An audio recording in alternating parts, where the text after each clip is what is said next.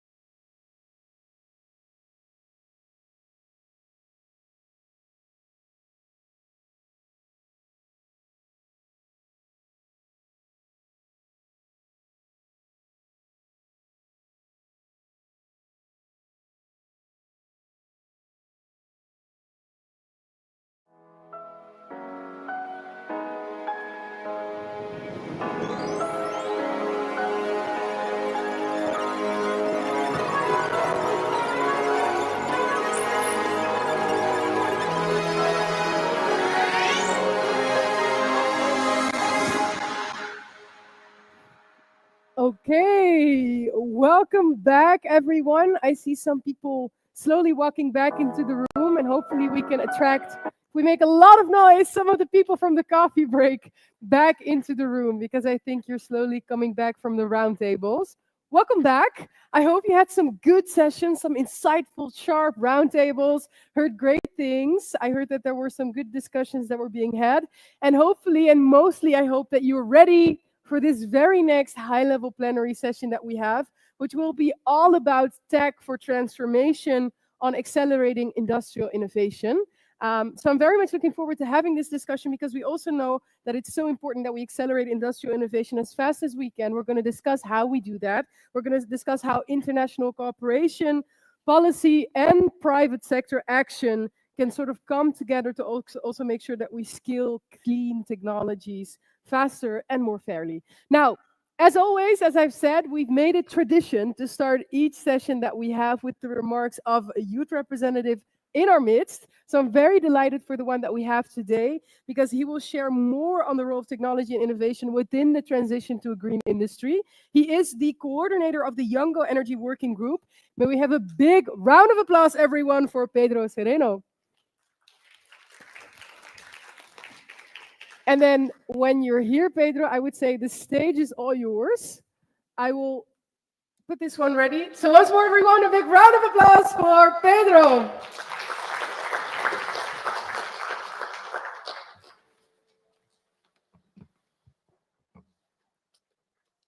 I work with innovation daily, but there's still something about paper that I cannot forget.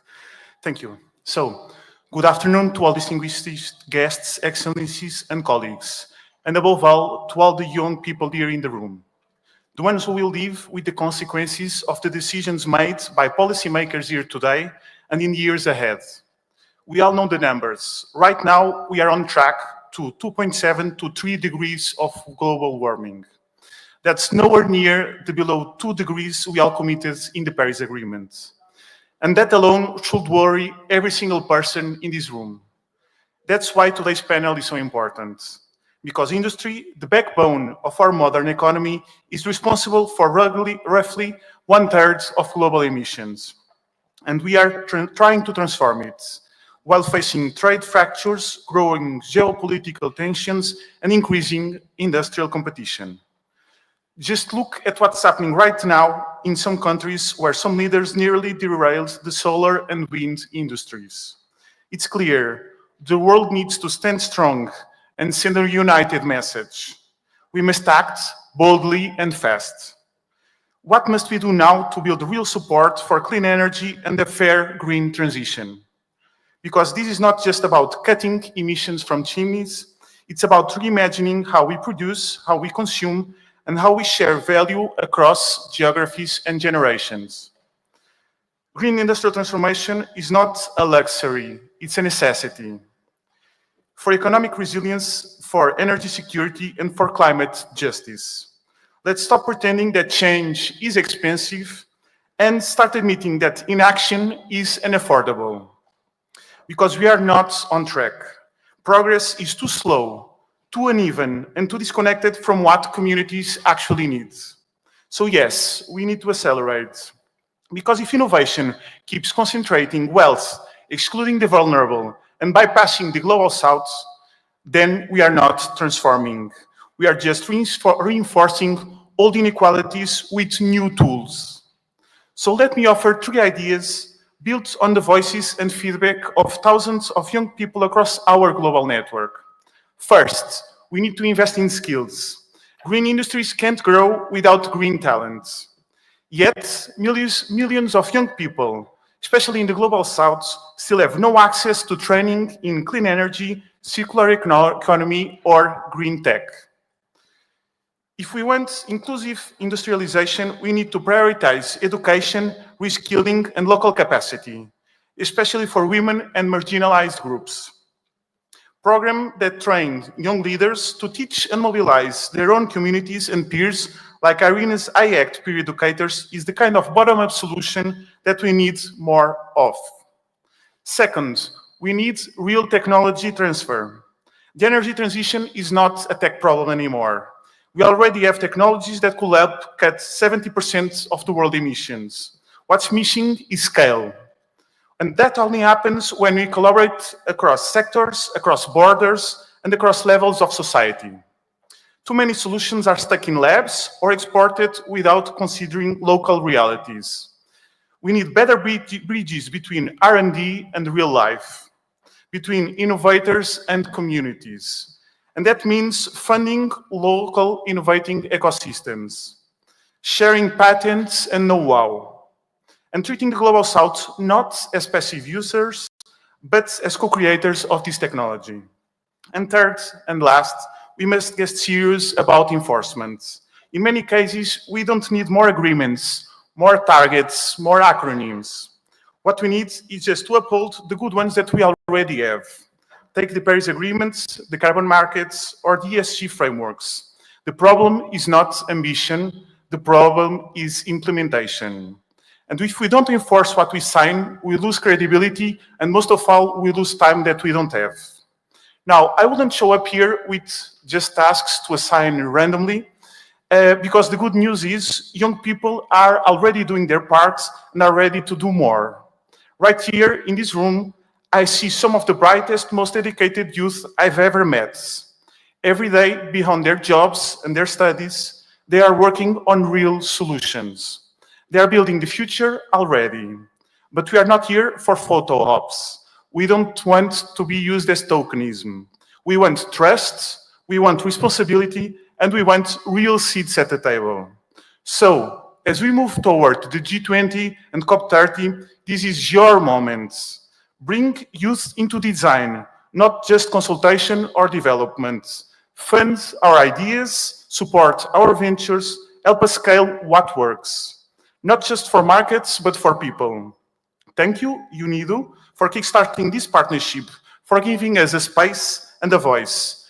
And I genuinely hope that we will look back and say, this was the day that something really changed, that this was the moment you chose to listen, and to help us build a fairer, greener future together. Thank you. Thank you so much, everyone. May we have a big round of applause for Pedro Sereno. And thank you so much, Pedro, also for sharing that with us.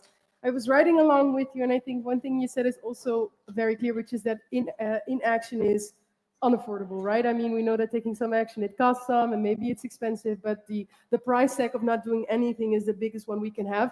I would say that's a rich basis to have our conversation on. So I would say let's just jump right into it. And for that, I am very delighted to welcome our stellar lineup of speakers to the front. So please help me in welcoming the Parliamentary Undersecretary of State, Minister for Climate at the Department for Energy Security and Net Zero of the United Kingdom. May we have a big round of applause, everyone, for Minister Kerry McCarthy. Welcome. Please do join us. Then also a big round of applause for the CEO of the Global Cement and Concrete Association, Thomas Guillaume. Please give him a big round of applause, if you would.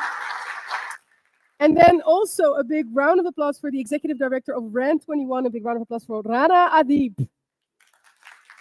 Welcome. Welcome to all of you. I'll fetch the microphones right away. Please take a seat, take a drink if you'd like. And maybe if I can jump straight into it, and maybe Minister McCarthy, if I can look at you, because I mean, in essence, this session that we're having here, it's really like pertaining to how can we sort of like scale up innovation? How can we make sure that, you know, there's an environment that allows for it? And I was curious to hear from you, if we look at the UK specifically, what steps are would you say that you are taking both domestically but also through international cooperation to support innovation in industry? Okay, thank you. And first of all, I have to apologise that I have to leave at past because I've got a plane to catch. And I also just wanted to say that I agreed with so much what Pedro had to say, particularly about the time now is for action. And we've got lots of initiatives and pledges. I know the COP presidency have said similar things, that let's look at, you know, bring together what we've set down in terms of those commitments, right, but let's get on and do it. Yeah. And we've been in government for a year in the UK now, and I think one of the things we're very conscious of is that we needed to establish not just credibility on the part of government, but a stable framework. Right. And we've done that, for example, we've just launched our 10-year industrial strategy, and then the sector-specific plans, including one for clean energy within that, because I think that really sets out to people what the direction of travel is. We've also just had our spending review, and with some of the settlements in there, for example, in terms of the nuclear sector, in terms of fusion, sort of made clear our commitment to moving ahead and wanted to be in the forefront of those. We're very keen to share our experience with other countries. We do that, for example, within the North Sea.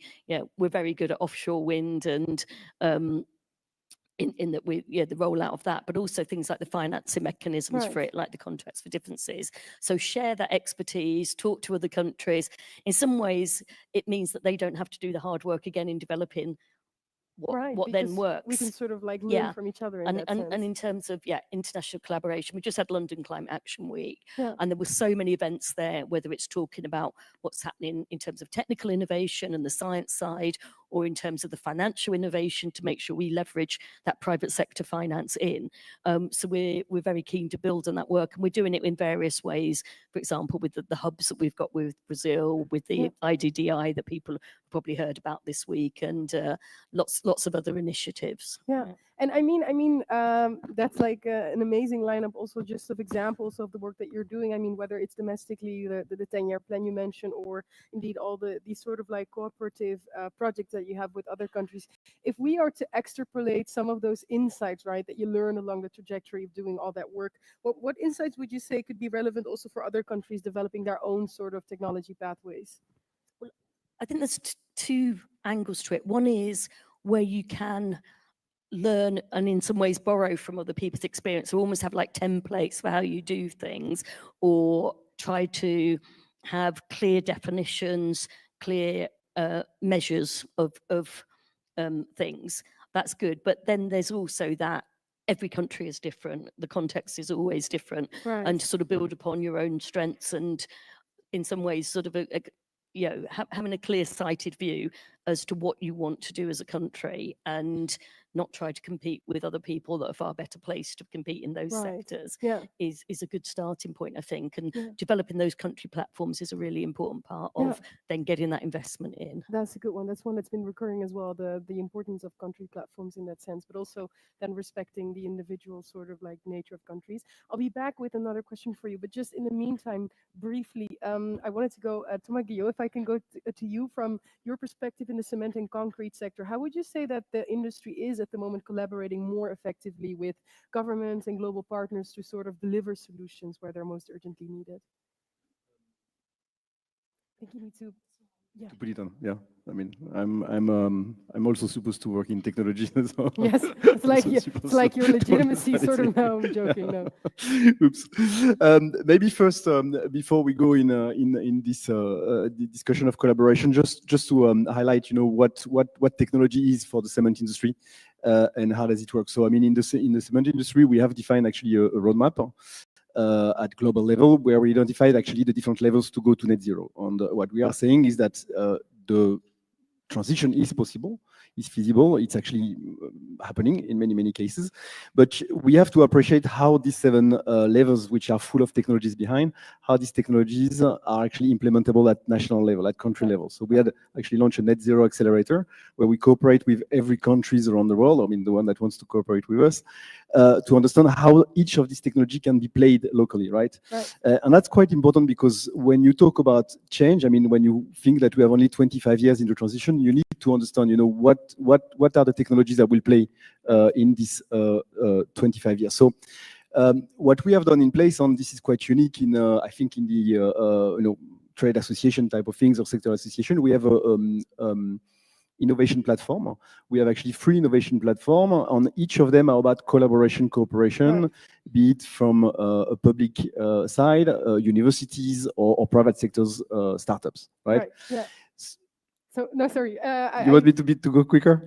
No. This is good. I wanted to do a bit of a cliffhanger because maybe I think it's worthwhile to dive into this a little bit more elaborately in a bit. Yes. But before we do, I wanted to go, Rana Deep. I wanted to go to you also because just briefly, if you could, like, if we talk about sort of the needs, the greatest need that we now have for innovation to sort of scale it up, from your perspective, if you could briefly, what would they be? So I would guess, even though technology is one of the words in the title, I would actually say that it's not about technology. According to the International Energy Agency, 80% of the CO2 emissions can be abated with existing technologies. So this is about deployment, and this basically means like, what are the structural barriers to deploying these solutions, you see? And I think this is very much about enabling environment. It is about policy alignment, and we can dive deeper later. In a bit to go in. I love it. We've created 2 cliffhangers. If you felt like you wanted to grab a coffee now, you will not, because you'd be like, I need to hear more about these.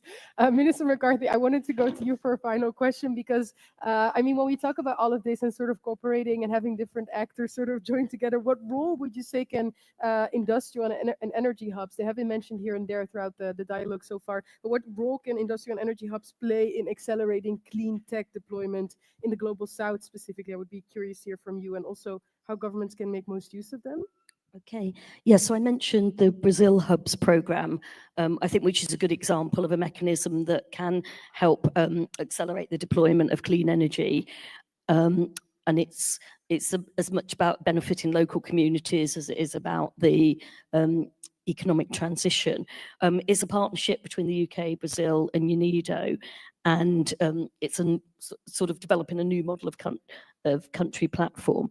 We're supporting through the hubs the development of Brazil's national industry decarbonisation strategy alongside the industry mitigation plan, which then feeds into their NDC process. And to complement that, we're developing an industry decarbonisation incubator collaboration, which was launched this summer, and that will look to address some of the technical bottlenecks in Brazil that have been identified in these strategies. Then we'll be deploying pilots and partnerships. So sorry if that sounds a little bit jargonistic, but I think what's really important is that, yeah, we're establishing the framework through the hub, but now we're actually getting down to what are the actual details of what's stopping this happening. So in the UK, for example, we've looked at grid capacity and the planning system were big problems. Skills is a big issue, I think, in any country that's looking to embark on this just transition, how we can make sure that there's that pipeline of talent to work on it. So let's get right down to the detail and look across the piece at what the obstacles are, what's standing in the way of progress, and then addressing all those issues in turn. Yeah, I think that's really well said, and it sort of taps also into, Rana, what you sort of alluded to, into which we'll get back to in a second, about identifying structural barriers. Thank you very much. I will say, Minister McCarthy, you need to leave indeed, because you need to already catch a flight for your next mission. So I will ask everyone, maybe have a big round of applause for Minister McCarthy. Thank you so much for being here with us. Thank you so much. Thank you for everything. Cool. Would you mind scooching over to me? I'd love to have you closer. And I mean, I did leave the both of you off on a bit of a cliffhanger. Sorry for that. But I'm, of course, more than interested to hear from you. So if we can go back to the points that you mentioned, Thomas, you were speaking specifically also about like how you're collaborating, you know, as industry with governments, with other people, as you said, that want to collaborate. Could you go into depth a bit more on that? Yeah, absolutely. So yeah, we have created actually a different platform for specifically on innovation. On I mean, as international organization, we have about probably a third of our time, on a third of our budget, dedicated to innovation. So these are really important for us. And what we say about innovation, just to come back on that, because I think that's something very important that Pedro said. He said, well, technology are there, they are there. I mean, let's talk about implementation. We are very much into this spirit as well. The whole roadmap on the whole transition, we believe that we can do with the actual technologies. Just technologies and innovation will make it faster, will make us going faster and going cheaper.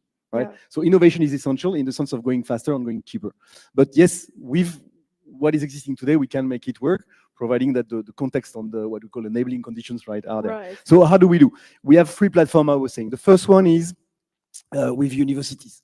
It's called the Global Cement on Concrete Research Network. We are cooperating with 44 universities around the planet. So I mean, I say universities are public authorities. I mean, under the leadership of education. I mean, we have universities from Africa, from China, from Latin America. I was in Brazil not so long ago. I mean, there was a big discussion there with the University of Sao Paulo. And there we have about 80 PhDs that are working within these universities on cross-topical subjects, all directed to climate and to net zero technologies. Around all the value chain of the cement sector. So we start with, I mean, the basic stuff on quarrying, on making the cement, on the product, the low carbon product. We have EI systems, we have carbon capture systems, etc., etc. And with that, we have really a fizzing network of 450 scientists that do publication and advance the topic on pre-competitive level, if I may say, right? What is missing there on what we could do better then is, developing the innovation into the next level of, okay, piloting and beyond piloting, implementation at scale down the road. So that's one of the things that we need to keep working on. The other platform are with startups, basically. Okay. So we have actually, what we call an open challenge. And here we are meeting every year. We are putting a challenge on the table and we say, okay, look, help us with that technology. So, I mean, essentially it was the new materials, the new net zero materials, right, for building concrete tomorrow, and the carbon capture, essentially about carbon capture on the carbon capture value chain, right? So we have screened more than 300 startups, right, and we resulted into 10 partnership with very, very concrete action behind that, piloting on developing, the technologies. The idea, I don't know if you know about the theory of, this theory of startup. You have what they call in their language, what they call this valley of death, which is when the technology is very early the stage, and the technology is actually proven in an initial step. They call that the valley of death. And we are helping there to actually bridge that and to accelerate that moment, so that in takes of taking 3-4 years, to get there.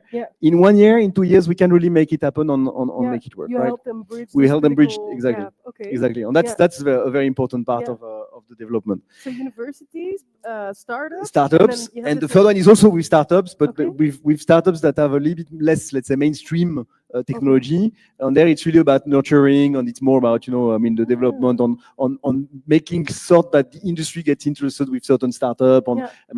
Smaller things that are not less important, but probably less mainstreams from the development. That's an interesting one also, because sometimes there's this discussion, right, between do you prioritize sort of like scalable near market technologies or more common ones, or do you actually focus on early stage innovation? But if I hear it in that way, you're helping both startups. So you're doing both. You're like, it's not a discussion, we're going to go all for it. Okay, that's really interesting, and I think also like a very tangible, which has a lot of value for people to hear, like ways in which you're aiding and working together. Rana, if I can go to you, because you alluded to that we really need to be able to identify structural barriers. I left you on a cliffhanger there as well. Again, thank you for the patience, because we made it a bit more suspenseful now. Because which ones would you say are the biggest one that we sort of need to overcome to scale up innovation in that sense? Fossil fuel dependence and fossil fuel subsidies and incumbents directly linked to this. I think. Sorry, can you say that again? Subsidies? Fossil fuel dependence and fossil fuel subsidies, and basically the incumbents that are existing just because we are operating in an economy, in a society, in a political system, and an energy system that has been constructed around fossil fuel. And today it's very clear that this is not the future. And we basically need to change this and adapt to the solutions of tomorrow. And the solutions of tomorrow is energy saving, it's efficiency, it is renewables. Obviously, it is also, and I think this is, so I spoke about the fact that we don't need technological innovation. This was a bit provocative. Obviously, we do need technological innovation, especially for the last 20% that are not available yet with the solutions existing. And this is very often in the energy intensive sectors. So I just think this is, but I would say like, this is really one part that is important. And I just think, it's mind-boggling. That's probably better. Mind-boggling to see in what reality we live on the outside. You open the news and you see that we're basically constantly stepping back on engagements of the past. And there is something varying around it. And I think the reality is that we need to acknowledge that we'll need to fight for maintaining the momentum and driving the implementation. I think if you ask me what gives me hope is the solutions are there and there are lots of people who want to do and continue on this track. Right. And I think we need to connect these. And this Yeah. brings me to a part on the structural changes. I think innovation actually needs to happen in the systems changes very much. Yeah. We, Pedro has actually formulated this in a very nice way across sectors, across borders, and across governance levels. And I think this is exactly one of the big challenges. The human brain is not done to really capture exponential development. It's apparently this is neurologically difficult for us to capture. Yeah. Systems change is something we're really not good at driving. What does system change mean? It basically means that we have different realities, we have different perspectives, even though the facts and figures that are there are facts and figures, our perception, depending on our perspective, depending on our agenda, you see, like, I guess like in the salmon industry, the KPIs are probably very different than agricultural sector. When you're looking at the renewable players from the supply side, they will have different KPIs, which is about installed capacities. If you bring energy efficiency players in, they will actually think energy service much more. And I think this is a part, where do we take all our brains together and all our energy together to really create the spaces where we can basically bring these different perspectives together and not focus on the divide, but focus on the common ground. Yeah. And I think this is basically a part where today I think we really need innovation, and this might actually, this is more provocative statement of before, it's not about technological innovation, but we need social scientists around the room. We basically need to really have these rooms where we have safe spaces, where we do not end up in statements, but where we really engage and listen and hear, and then understand that there is lots of things we're sharing. So I think this sounds very soft, and if I was a man, this would probably sound differently than if I was saying this as a woman. But the reality is, like, it needs to happen, because our constant belief in technology will solve it will not solve it. It's only delaying it. And I think it's delaying it, and this is directly translatable in cost. Delaying adaptation measures by 10 years mean that instead of paying $1 or €1 today, we will pay $6 of yours. This means more debt on the governments. This means more pressure on the citizens. And if I understand correct, it's because you're saying that we're relying too much on techno fixes then? Is that the reason why? Is that it's sort of like, it's a way that we can buffer, like, rerouting the system, so to say? Do I understand it correctly? I actually think that, no, technology obviously brings, see, I'm an engineer, I believe very much in technology. Technology brings solutions, obviously. When we're looking into energy efficiency, renewable energy, CCS, whatever, these are technologies behind it, and this is also what is driving industrialization, and it's creating jobs, etc. So this bit But about delaying, it's not enough, actually. And by always thinking about, oh yes, we have a difficult situation, but we will find the technology that will solve it. We're basically lying to ourselves, and we're delaying action. And I think that's probably the biggest gap I would like us all to close, which is to obviously work on these solutions, but not delay the deployment of solutions that already exist today. Just one number. Energy demand in industry is 34% of total final energy consumption, of global energy consumption. 18.1% is renewable energy. Electrification is happening, 26.2%, so is electrified. So we clearly see that this is a technological solution that here, not even 1/3 is renewable electricity. Even though renewable electricity today in most countries is actually the least cost solution. And this basically means that there is a solution of shifting our fossil fuel dependence to a solution that is cheaper, to a solution that is, also leading to energy security and independence of some of those funny governments. I wanted to see, because the both of you have shared quite some, I think some very sharp insights, and also things that spark thoughts, perhaps. So I just wanted to turn to the audience to see, in the meantime, if there's already a question for either Rana or Thomas that somebody wants to ask. If you do, please raise your hand. I'm looking sharply, intently. there at the front. May I borrow one of your microphones? Sorry. Thank you so much. Sorry. We have two at the front. Oh, if you press, oh, that's perfect, Yeah. actually. Yes, thank you so much. I'll give it back. Thanks so much. 1, 2, 3, 1, 2, 3. Here you go. Now you have to answer the question. Yes, that's a good one. It's a very quick question for Mr. Thomas. In other roadmaps that you are considering to decarbonize the cement industry, are you looking at it from a regional perspective, meaning which are the decarbonizing feedstocks that are present in each of the regions? I come from Brazil, I'm Rosana from Brazil, and I'm asking from a place that we have many, many different routes. So I would like to hear from you if you are seeing these different ways of getting to the same place as carbon neutral. Actually, absolutely. On more than region, we look at country reality, right?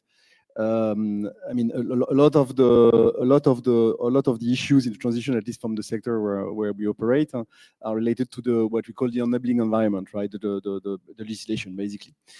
So what we do with the roadmap is basically we look at all the 7 levels and we say, okay, how can each of these levels be implementable in that specific country? So I mean, to take the example of Brazil, I was just in Brazil as I said a few days ago. They're already very effective in reduction of the clinker factor. So, you know, I mean, in cement, you have to reduce the clinker quantity in your product to decarbonize your material. That's one of the levels. On the Brazilians are very good at. Now the question is, can you do better? Can you do it something additionally, or have you done all what you could do with this reality, right? And you have to look at all these levels. So I mean, on the way you cook, on the way you the circularity, have you exhausted all the circularity potential? Have you exhausted the biomass potential? Have you exhausted the etc. the construction, all the levels we go through, and then there is what we have as a residual emission. Which is in principle the emission that we need to go through the carbon capture, which is what we say we have traditional measures, meaning measures that are existing in the industry from quite some time and that are in large profitable in the actual context. I mean, you can advance all of these measures, providing, I mean, a little bit of support on you need some adjustment in various fronts, but basically to accelerate. But basically, I mean, these are feasible on there is no secrets behind the development of this technology. And they have what we call deep decarbonization that not only are new, but also comes with a much higher price tag, right? They come with a significant additional investment. I mean, investing in a carbon capture facility costs a lot of money. Developing new molecules costs a lot of money. And you need to implement the market, etc. So all of this is looked at that in the roadmap.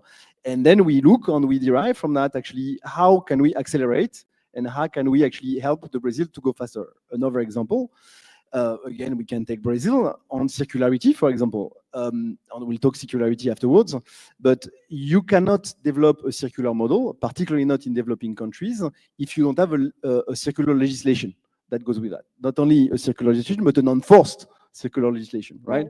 Yeah. I mean, just the cost of logistic, and it's not, I'm not talking about, you know, the processing or whatever, just the cost of logistic is 2 times higher than what you do in a landfill. So if you don't have a government that say, hey guys, we need to change the system here, right, and we need to implement a different system, yeah, you will not manage, or you will not be able to use that lever as a decarbonization solution, right? Yeah. That's thank you for the question. Also, it's a really good question, and thanks also for picking it up. I wanna focus on a couple of different things because Thomas, if I can stay with you for a second, when we talk also about like countries that are defining technology pathways for low carbon industrial development. What would you say is most needed? How would you say that they can best sort of go about that in a way that also reflects the national context, but is still also part of this globally coherent system, right? Because when we're developing those pathways, you want to have alignment between the two. How could that best happen? Yeah, I think there are 2 elements in your question. I mean, there is one element which is the pathway itself, right? So the pathway is basically for me, okay, do we accept that the technologies that we put on the table are the technologies that will decarbonize, right? Yeah. I mean, a few years ago, I'm sorry to say it, but a few years ago, when you were talking about carbon capture, it was a bad word. Yeah. I mean, like 2-3 years, you know, when I came out at the COP26 with the decarbonization roadmap of the cement industry, and I say only we have a third of it will be carbon capture. I mean, I was like, "Ooh, I said something wrong, right?" I mean, sorry for talking about that technology on still today. Today we are going into, you know, supporting funds with the different funds that are available, and I don't want to point fingers at anyone, so I will not give a specific example. But still today, some technologies are actually excluded from these funds. So you have support that the money that is there to support your decarbonization. We say no, don't talk about that. Carbon capture, no, not circularity. No, don't talk about that. Only focus on this. Okay, but I mean, I have a panel of solutions I need to move. So that's the first thing, is having a pathway on a green pathway. Another example is the nature-based solutions. Today, what is nature-based solutions? I mean, cement sector will not necessarily define that. That's not our point. But countries, and I know, and I hear it, and actually the ambassador from Brazil was mentioning that this morning. What about nature-based solutions? I mean, what do we do with that? Is it a recognized solution? Yes or no? So for me, first, having an agreed roadmap. Say what we do and how we act. We are an industry, right? You talk about industry. Industry is about planning. It's about strategizing. So you need to go where you're going. Can I rely on that or cannot rely on that, right? And then the second thing is a set of very basic schemes, right? So, I mean, how do we work together? How does country help us on this? Is valid in every countries of the world with different level. The first thing is knowledge, right? So technology is not only about new solution, it's also about knowledge. And I think Pedro mentioned that as well. We go back a lot to Pedro. Good introduction. So knowledge, you know, how do we work on, how do we actually extend the knowledge that we have in industry, and how do we make that knowledge available to everyone? I mean, somebody in the previous forum was talking about LC3, limestone, calcined clay cement, something very basic. I mean, it exists since 30 years in Brazil. They are doing it from, I mean, that's not new, but what is new? They have a new thing in the technology, and they have a new thing in how do you deploy that technology further, right? So how do we work with that? And there was an initiative, for example, with the École Polytechnique Fédérale de Lausanne, that has actually taken with a professor. The professor is the chair of our academic network with doing all this innovation. So I say it proudly. And she has said, okay, look, I will push that innovation around the world. So I mean, I'm in connection with universities in China, universities in Kenya, in South Africa, and I will make sure that these technologies actually advance and penetrate, you know, through the basic. I go very quickly through a few of those. As I said earlier, having a pipeline, right? I mean, ensuring that you have the pipeline, and that pipeline is in line with your NDCs.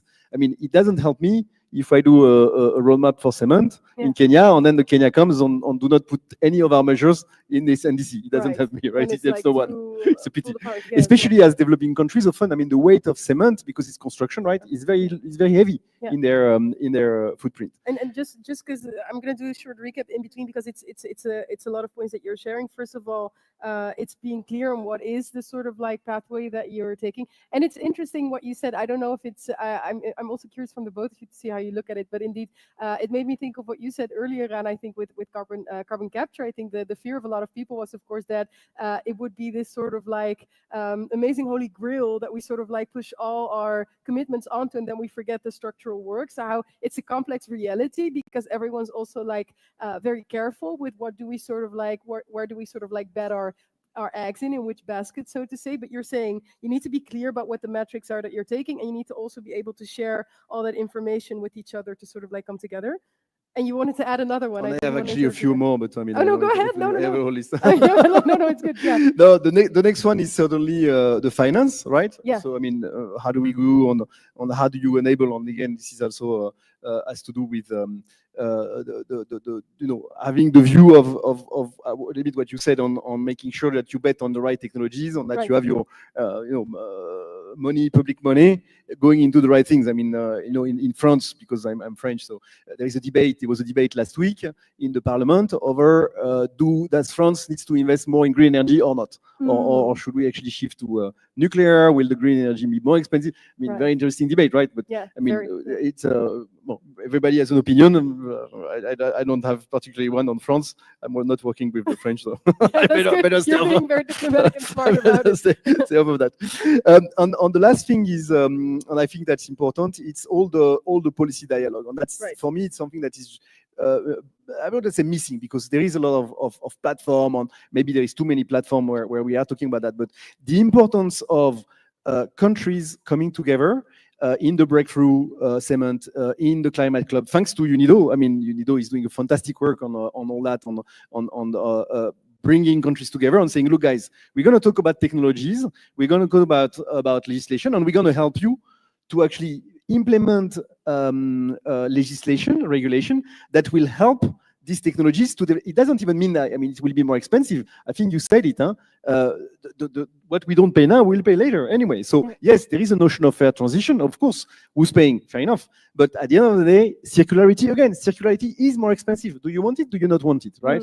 And we have to have this discussion on this platform of discussion. Again, the Breakthrough, the Climate Club, on a few of those are places where government, you know, from developing countries get confidence into the story that we are selling, right? That we are telling. And say, oh yeah, it works. It works in Canada. The relationship Canada-Thailand, fantastic. The relationship UK-Brazil, fantastic, working. These are so many examples that countries can be inspired from. And on top of that, usually it comes with support. So UK gives a lot of money to Brazil. Canada gives some money to Thailand. The Swedish with the Indians. So there is a lot of bilateral discussion like this, which are very important and can bring a lot. Yeah, to sort of like also exemplify with each other like that. That's an interesting one also.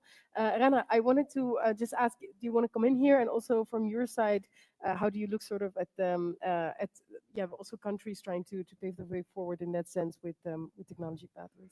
Yeah, happy to come in. I think it's the reality is there is a global reality, there is a global challenge, there are global solutions or solutions that are globally known. The access to the knowledge, the access to technologies might differ from a country to another, but actually also the realities in a country are very different. The starting points are different, and I think there is something that is really important to acknowledge is the pathways are different. I think what is important, however, and ultimately it comes down, we have heard now from the cement industry, I think a clear bundling around a sectoral approach. You see, like, because bundling means this is how you reach economies of scale. I think the reality also is today we need to go quick, we need to go basically in larger scope, and we actually need to move. When we're looking at the energy transition, we basically need to really put it at the heart of the economy transitions. You see, like, and building up efficient and sustainable renewable-based energy systems and economies to replace the fossil fuel-based economies. And here, I think it is important to basically acknowledge the fact that at the national level, the pathways might be different, but again, you need to create economies of scale here by really having regional strategies and collaboration, because the reality also is we will move to a much more regionalized energy market with regionalized energy infrastructure, with decentralized generation. That's a reality.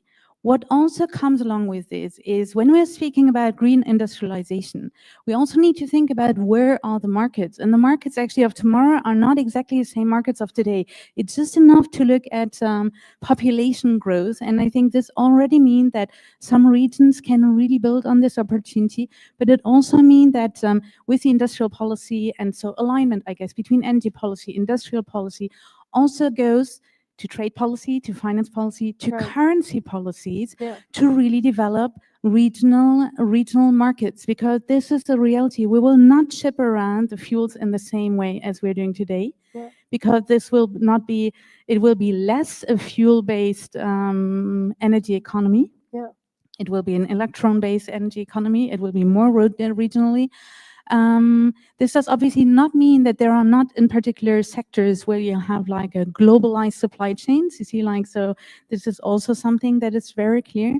And then I would say there's another part. We always say like one public money or 1 unit of public money should lever 10 times private funding, you see, or investment.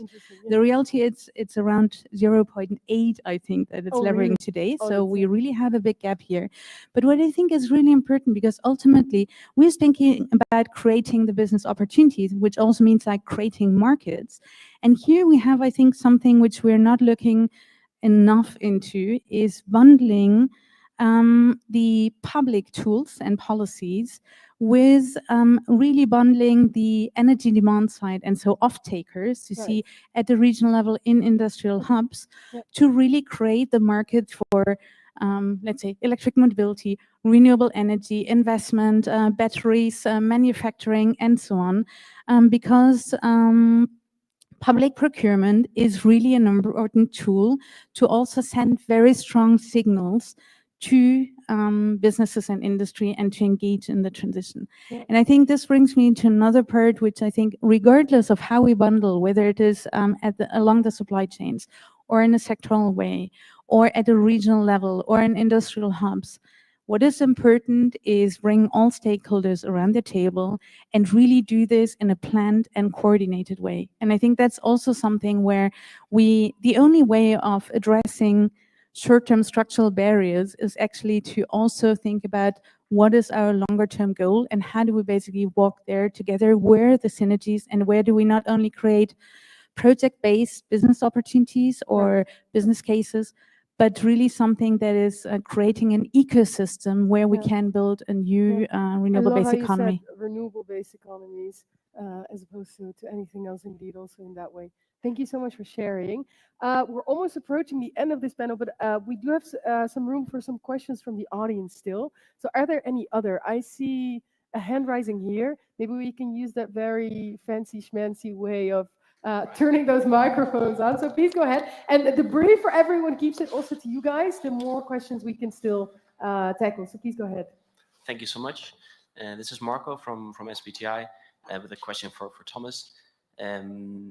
In the past, we worked together on the cement guidance, which has now been quite successfully implemented. Maybe in the future we'll update it together. But what I wanted to ask is, you mentioned a couple of times, we have to link our efforts to the NDCs. And maybe it's a bit provocative, but the question that I would like to ask is, what if the ambition levels in some of those NDCs are not aligned with what climate science tells us to do? In our roadmap, everything is aligned with SBTI. As you said, I mean, we've been working quite a lot with you guys in the past. We actually want to keep working with you, especially on the new sessions, on the new topic that you're opening. I have some questions for you afterwards if you want. We can have a bilateral. No. I mean, as I said initially, I mean, I think what we are saying is we are saying that's the way we have built our system, based on science, based on SBTI. We are also working with the Greenhouse Gas Protocol. We've made actually a very thorough and detailed translation of the GHG rules for the cement sector. I mean, we are one of the first sector to do that. And we are actually still discussing with GGID now. I mean, they have a bit of setback with budget, but as piloting against the next development on that, and to make sure that the last version of the Greenhouse Gas Protocol is actually embedded. No, what I was saying, it was not vis-à-vis the cement sector. It's more vis-à-vis. I was referring to what the ambassador from Brazil was saying. He was mentioning about nature-based solutions, right? Not me, him.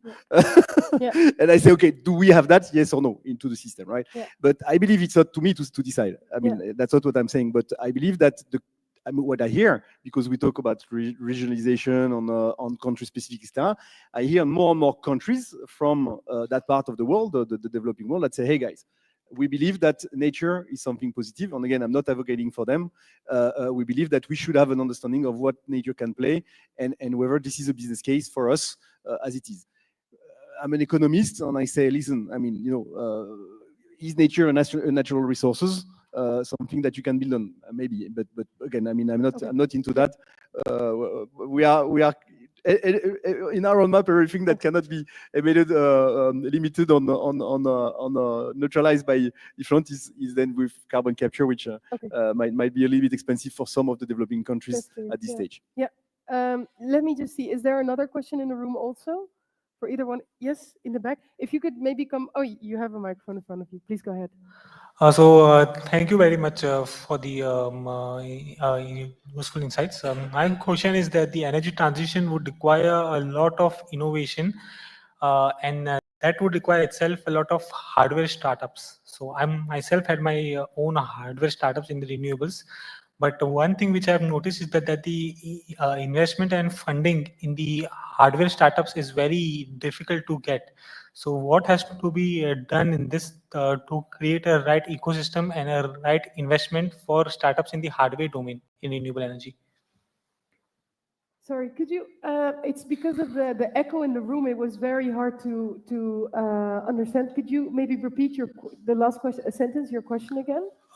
So my question is that there is a lot of innovation required in renewable energy, and which would require a lot of hardware startups in the hardware domain. Right, hydro economy startups. No, hardware startups, like not software startups, but hardware that are actually building products. Yeah. So I myself had my startup in renewable energy, but the funding for it is very difficult to get.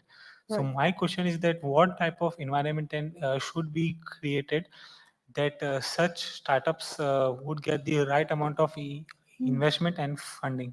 That is my question. Right. To make sure that the startups get the right investment and funding, so to say. The access and funding, investment and funding.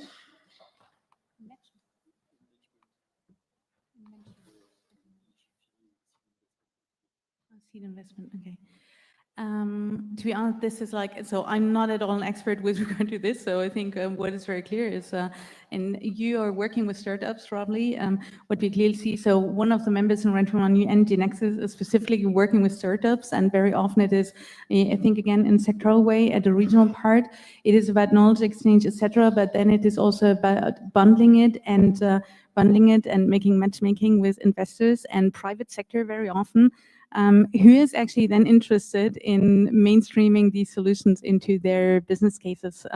But I'm not going to, I won't be very helpful directly, but I'm very happy to put you in touch with some people who might be able to support. And if I may take the liberty, I heard you mention you have a startup yourself. Maybe it's also worth the while to people that may be listening and want to hear more about this to find you also later. I also say this because we are at the end of the time for this panel, and I really want to thank the both of you for sharing all your insight, answering the questions also. So maybe please have a big round of applause, everyone, for Thomas Guillot and for Rana Adib. Thank you so much for being here with us. Thank you so much. Now, I would like to say we are almost, but not really, at the end of the program for today, because we have two exciting roundtables still on the schedule. Oh, yeah, maybe we do make it, if the photographer then is here, we can make a picture in a second.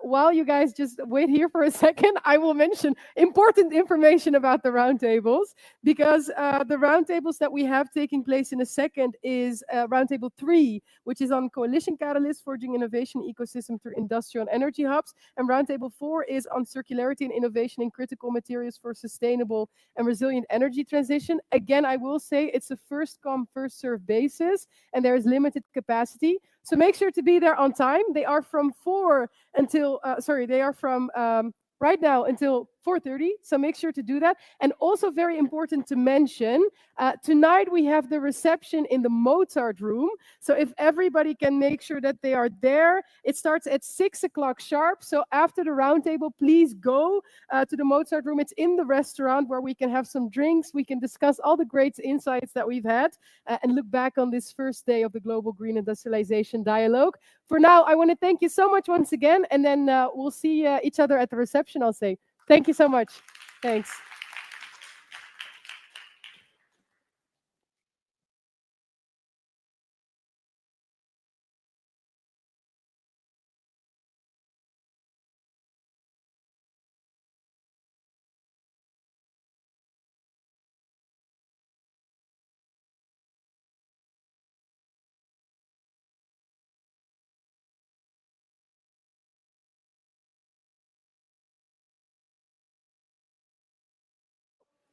Everybody, if you've been sharper than me, then you saw that it's from 4:30 till 6.